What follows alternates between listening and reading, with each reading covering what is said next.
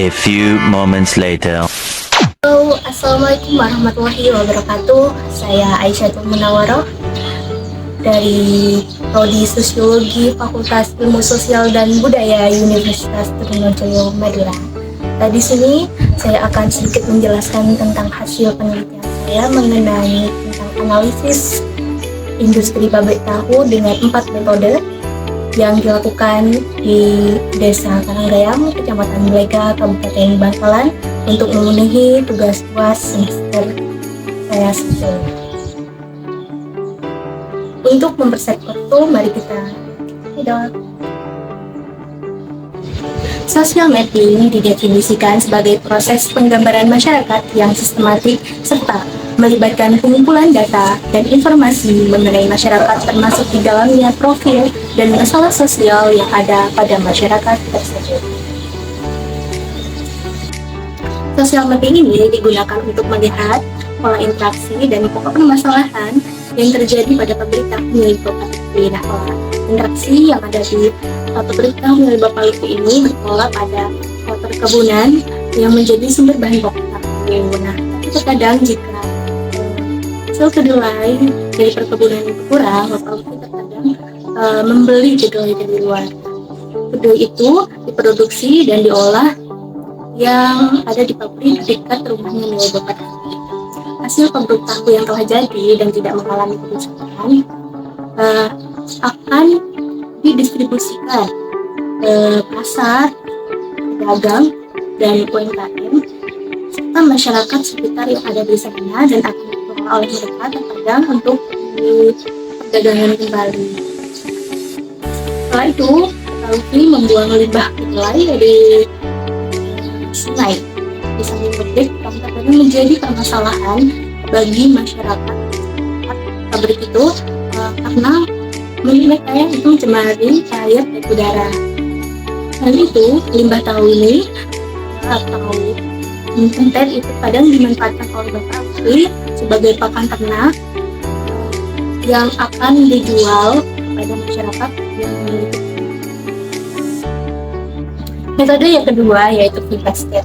Basket merupakan cara untuk mengetahui serangkaian sumber makanan yang dipakai untuk menghasilkan suatu produk.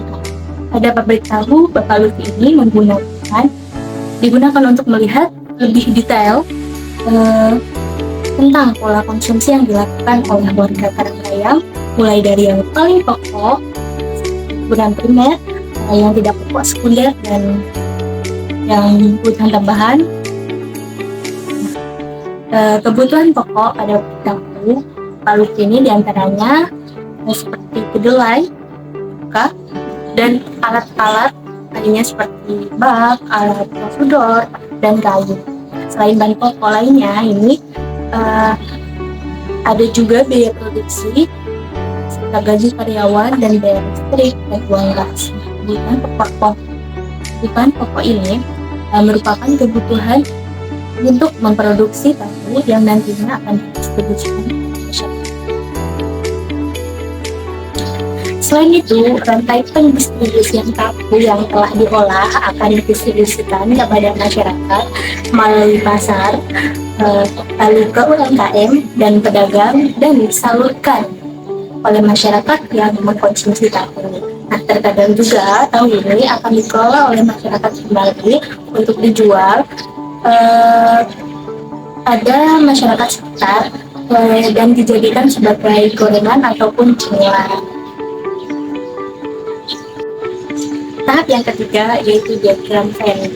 Diagram Venn ini digunakan untuk menentukan gambaran baru mengenai skala prioritas permasalahan yang akan dialami oleh pabrik tahu Bapak Lutfi. Yang pertama adalah kerusakan pada tahu sebesar 35%. Nah, dalam produksi tahu terkadang hasil tahunya itu mengalami kegayalan atau hancur. Nah, tahu yang hancur disebabkan oleh proses penyaringan ampas yang kurang maksimal. Nah, di mana masih terdapat ampas pada tahu, maka bentuk tahu itu tidak sempurna dan bisa hancur. Nah, yang kedua yaitu ada bahan baku minyak yang sebesar 25%. Kenaikan BBM atau bahan baku menjadi pokok permasalahan dalam suatu usaha. Jika bahan baku seperti kedelai meningkat, maka produksi tahu juga akan berkurang dan juga mengalami kenaikan harga sesuai dengan hitungan Udin dan Budi. Nah, yang ketiga yaitu ada limbah tahu sebesar 20%. Nah, limbah tahu atau yang disebut dengan mitos oleh Bapak ini lebih dimanfaatkan lagi untuk dijual pada masyarakat yang memiliki ternak untuk dijadikan bahan pakan sapi atau kambing dan sejenis hasilnya. Nah, tapi jika jumlah mitos berlebihan, sisanya akan dibuang ke sungai oleh Bapak Diki.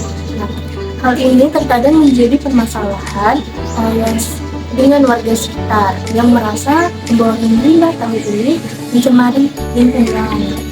Lingkungan mereka akan mencemari baik itu sungai, udara, air. Yang keempat itu ada biaya produksi juga sebesar 20%.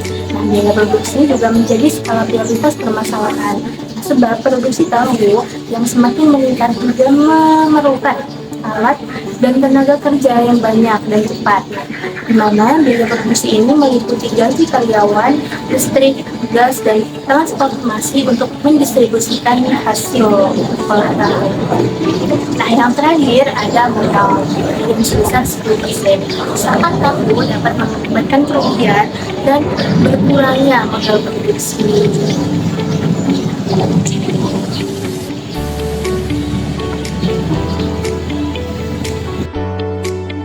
Yang terakhir yaitu matriks scoring. Matriks scoring bertujuan untuk melihat skala prioritas untuk mengatasi masalah yang ada dengan berbagai indikator seperti kesulitan dan masalah pada pemerintah. Pertama yaitu kerusakan pada tahu pada saat proses pengambilan ampas kedelai menjadi prioritas permasalahan yang sangat sering terjadi. Nah, memiliki skor 4, skor 5 yang sangat tinggi dan harus ditangani secara tepat, sebab kerusakan pada tahu itu menyebabkan tahu tidak layak untuk dijual dan sangatlah merugikan. Yang kedua itu kenaikan bahan baku seperti kedelai cukup sering terjadi. Nah, kenaikan bahan baku ini juga menjadi skala prioritas permasalahan dan juga perlu penanganan dengan skor 4. Nah, sebab jika bahan baku naik, daya produksi juga akan tinggi. Yang ketiga yaitu adalah pembuangan limbah tahu dengan skor 3 menjadi skala prioritas yang sering terjadi juga. Nah, jika Bapak ini tidak menjual atas punya ternak sebagai pakan, maka Bapak ini akan membuang limbah tersebut ke sungai. Nah, ini juga menjadi sangat permasalahan bagi warga yang merasa lingkungan mereka tersebut baik itu dari sungai, air, maupun udara yang menjadi tidak sehat. Yang keempat yaitu biaya produksi dengan skor 2 kurang menjadi skala prioritas permasalahan. Dikarenakan biaya produksi ini sudah termasuk dalam anggaran dalam proses pembuatan tahu, seperti biaya karyawan, biaya listrik, terus gas dan transportasi untuk mendistribusikan hasil olahan tahu. Yang terakhir yaitu adalah modal usaha dengan skor 2 ini kurang menjadi skala prioritas permasalahan. Tapi terkadang ini juga menjadi permasalahan jika bahan baku semakin naik dan modal usaha juga akan Saya rasa cukup sekian yang dapat saya sampaikan dari hasil penelitian saya. Semoga bermanfaat bagi kita semua dalam menentukan skala permasalahan dan pokok permasalahan yang terjadi dalam dunia perindustrian. Semoga bermanfaat. Wabillahi taufiq wal hidayah. Assalamualaikum warahmatullahi wabarakatuh.